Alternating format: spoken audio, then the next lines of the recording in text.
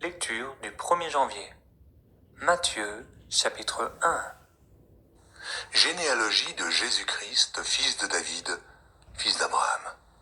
Abraham engendra Isaac. Isaac engendra Jacob.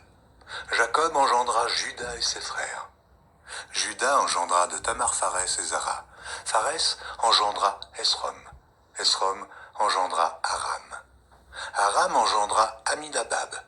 Aminadab engendra Naasson. Naasson engendra Salmon. Salmon engendra Boaz de Rahab. Boaz engendra Obed de Ruth. Obed engendra Isaïe. Isaïe engendra David. Le roi David engendra Salomon de la femme d'Uri. Salomon engendra Roboam. Roboam engendra Abia. Abia engendra Asa. Asa engendra Josaphat. Josaphat engendra Joram. Joram engendra Osia. Osia engendra Joatam. Joatam engendra Achaz. Achaz engendra Ézéchias. Ézéchias engendra Manassé. Manassé engendra Amon. Amon engendra Josias. Josias engendra Jéconias et ses frères, au temps de la déportation à Babylone. Après la déportation à Babylone, Jéconias engendra Salatiel. Salatiel engendra Zorobabel. Zorobabel engendra Abiud. Abiud engendra Eliakim. Eliakim engendra Azor. Azor engendra Sadoc. Sadoc engendra Hachim. Hachim engendra Éliud. Éliud engendra Éléazar. Éléazar engendra Mathan. Mathan engendra Jacob. Jacob engendra Joseph, l'époux de Marie, de laquelle est né Jésus, qui est appelé Christ. Il y a donc en tout 14 générations depuis Abraham jusqu'à David, 14 générations depuis David jusqu'à la déportation à Babylone, et 14 générations depuis la déportation à Babylone jusqu'au Christ. Voici de quelle manière arriva la naissance de Jésus-Christ. Marie, sa mère, ayant été fiancée à Joseph, se trouva enceinte par la vertu du Saint-Esprit avant qu'ils eussent habité ensemble. Joseph, son époux, qui était un homme de bien et qui ne voulait pas la diffamer, se proposa de rompre secrètement avec elle.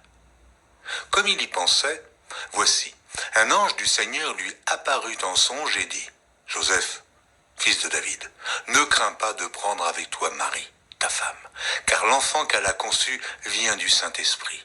Elle enfantera un fils, et tu lui donneras le nom de Jésus. C'est lui qui sauvera son peuple de ses péchés. » Tout cela arriva afin que s'accomplît ce que le Seigneur avait annoncé par le prophète. Voici, la Vierge sera enceinte. Elle enfantera un fils et on lui donnera le nom d'Emmanuel, ce qui signifie Dieu avec nous. Joseph, s'étant réveillé, fit ce que l'ange du Seigneur lui avait ordonné, et il prit sa femme avec lui. Mais il ne la connut point jusqu'à ce qu'elle eût enfanté un fils, auquel il donna le nom de Jésus. Matthieu, chapitre 2, versets 1 à 12. Jésus étant né à Bethléem en Judée, au temps du roi Hérode, voici, des mages d'Orient arrivèrent à Jérusalem et dirent : « Où est le roi des Juifs qui vient de naître ? Car nous avons vu son étoile en Orient, et nous sommes venus pour l'adorer. » Le roi Hérode, ayant appris cela, fut troublé, et tout Jérusalem avec lui. Il assembla tous les principaux sacrificateurs et les scribes du peuple, et il s'informa auprès d'eux où devait naître le Christ. Et ils lui dirent : « À Bethléem, en Judée, car voici ce qui a été écrit par le prophète. Et toi, Bethléem, terre de Juda, tu n'es certes pas la moindre entre les principales villes de Juda, car de toi sortira un chef qui paîtra Israël, mon peuple. » Alors Hérode fit appeler en secret les mages et s'enquit soigneusement auprès d'eux depuis combien de temps l'étoile brillait. Puis il les envoya à Bethléem en disant : « Allez, et prenez des informations exactes sur le petit enfant. Quand vous l'aurez trouvé, faites-le moi savoir, afin que j'aille aussi moi-même l'adorer. » Après avoir entendu le roi, ils partirent. Et voici, l'étoile qu'ils avaient vue en Orient marchait devant eux jusqu'à ce qu'étant arrivée au-dessus du lieu où était le petit enfant, elle s'arrêta. Quand ils aperçurent l'étoile, ils furent saisis d'une très grande joie. Ils ils entrèrent dans la maison, virent le petit enfant avec Marie, sa mère, se prosternèrent et l'adorèrent. Ils ouvrirent ensuite leur trésor et lui offrirent en présent de l'or, de l'encens et de la myrrhe. Puis, divinement avertis en songe de ne pas retourner vers Hérode, ils regagnèrent leur pays par un autre chemin. Genèse, chapitre 1. Au commencement, Dieu créa les cieux et la terre. La terre était informe et vide. Il y avait des ténèbres à la surface de l'abîme, et l'Esprit de Dieu se mouvait au-dessus des eaux. Dieu dit que la lumière soit, et la lumière fut. Dieu vit que la lumière était bonne, et Dieu sépara la lumière d'avec les ténèbres. Dieu appela la lumière jour, et il appela les ténèbres nuit. Ainsi il y eut un soir, et il y eut un matin. Ce fut le premier jour.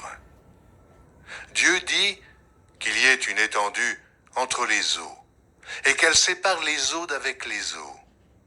Et Dieu fit l'étendue, et il sépara les eaux qui sont au-dessous de l'étendue d'avec les eaux qui sont au-dessus de l'étendue.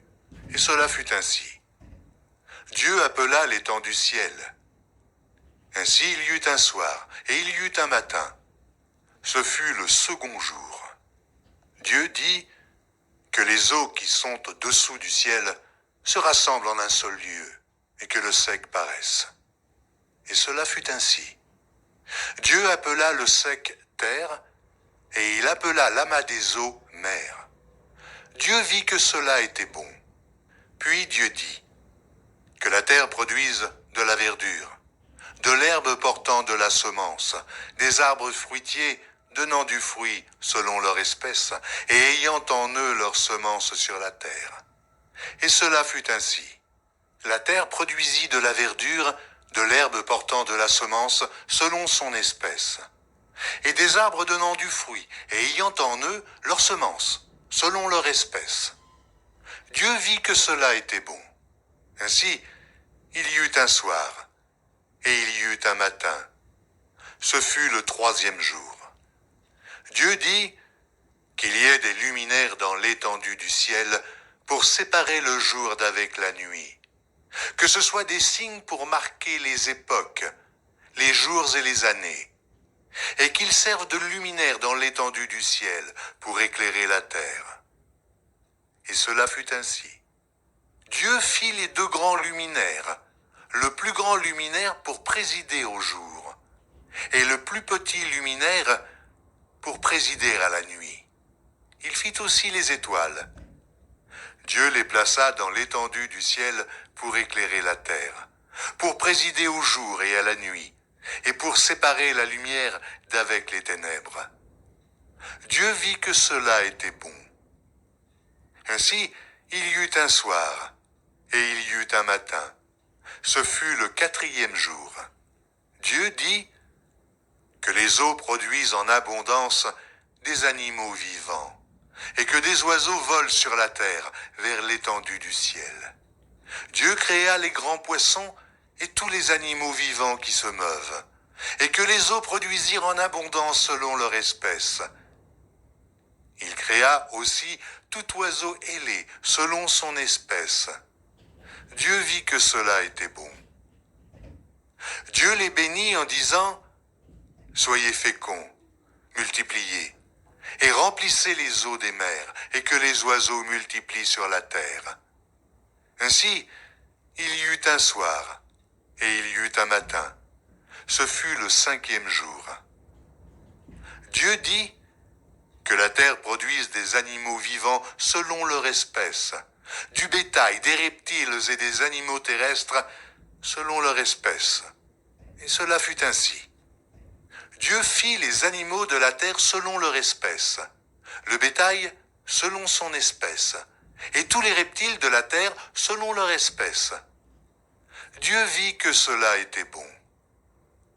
Puis Dieu dit, « Faisons l'homme à notre image, selon notre ressemblance, et qu'il domine sur les poissons de la mer, sur les oiseaux du ciel, sur le bétail, sur toute la terre, et sur tous les reptiles qui rampent sur la terre. » Dieu créa l'homme à son image. Il le créa à l'image de Dieu. Il créa l'homme et la femme.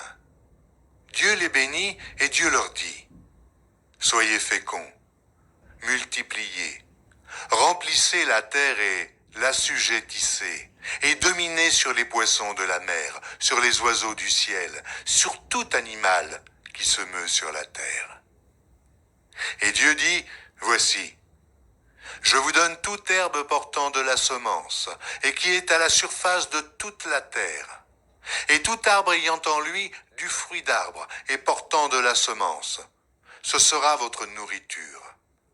Et à tout animal de la terre, et à tout oiseau du ciel, et à tout ce qui se meut sur la terre, ayant en soi un souffle de vie, je donne toute herbe verte pour nourriture. » Et cela fut ainsi.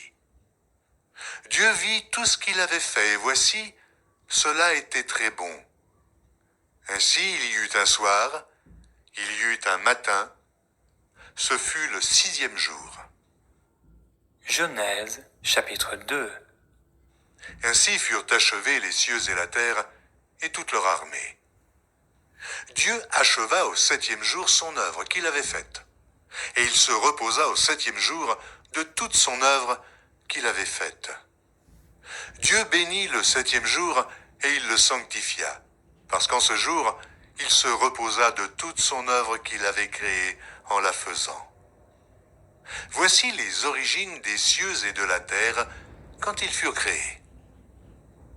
Lorsque l'Éternel Dieu fit une terre et des cieux, aucun arbuste des champs n'était encore sur la terre, et aucune herbe des champs ne germait encore, car l'Éternel Dieu n'avait pas fait pleuvoir sur la terre, et il n'y avait point d'homme pour cultiver le sol.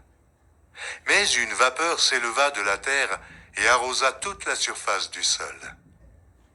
L'Éternel Dieu forma l'homme de la poussière de la terre. Il souffla dans ses narines un souffle de vie, et l'homme devint un être vivant. Puis l'Éternel Dieu planta un jardin en Éden du côté de l'Orient, et il y mit l'homme qu'il avait formé. L'Éternel Dieu fit pousser du sol des arbres de toute espèce, agréables à voir et bons à manger, et l'arbre de la vie au milieu du jardin, et l'arbre de la connaissance du bien et du mal. Un fleuve sortait d'Éden pour arroser le jardin, et de là, il se divisait en 4 bras. Le nom du premier est Pichon. C'est celui qui entoure tout le pays de Havila où se trouve l'or. L'or de ce pays est pur. On y trouve aussi le bdolium et la pierre d'onyx. Le nom du second fleuve est Guillon. C'est celui qui entoure tout le pays de Cush. Le nom du troisième est Hidékel. C'est celui qui coule à l'orient de la Syrie. Le 4e fleuve, c'est l'Euphrate. L'Éternel Dieu prit l'homme et le plaça dans le jardin d'Éden pour le cultiver et pour le garder. L'Éternel Dieu donna cet ordre à l'homme. Tu pourras manger de tous les arbres du jardin, mais tu ne mangeras pas de l'arbre de la connaissance du bien et du mal, car le jour où tu en mangeras, tu mourras. L'Éternel Dieu dit, « Il n'est pas bon que l'homme soit seul. Je lui ferai une aide semblable à lui. » L'Éternel Dieu forma de la terre tous les animaux des champs et tous les oiseaux du ciel, et il les fit venir vers l'homme pour voir comment il les appellerait, et afin que tout être vivant portât le nom que lui donnerait l'homme. Et l'homme donna des noms à tout le bétail, aux oiseaux du ciel et à tous les animaux des champs. Mais pour l'homme, il ne trouva point d'aide semblable à lui. Alors l'Éternel Dieu fit tomber un profond sommeil sur l'homme qui s'endormit. Il prit une de ses côtes et referma la chair à sa place. L'Éternel Dieu forma une femme de la côte qu'il avait prise de l'homme, et il l'amena vers l'homme. Et l'homme dit, « Voici cette fois celle qui est os de mes os et chair de ma chair. On l'appellera femme, parce qu'elle a été prise de l'homme. C'est pourquoi l'homme quittera son père et sa mère et s'attachera à sa femme, et ils deviendront une seule chair.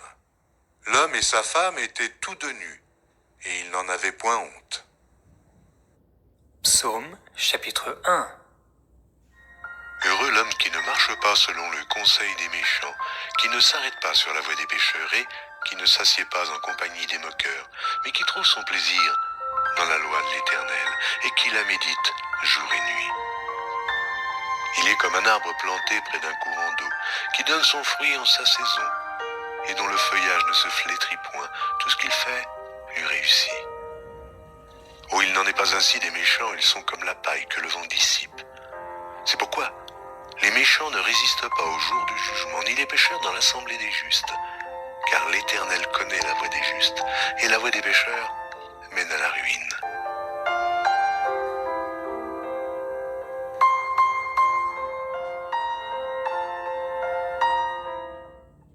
Proverbe chapitre 1, versets 1 à 6.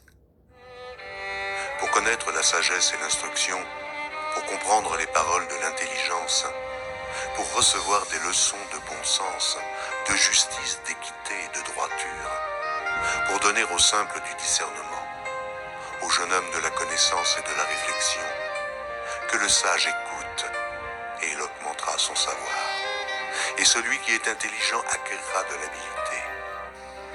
Pour saisir le sens d'un proverbe ou d'une énigme, des paroles des sages et de leurs sentences. Ce service vous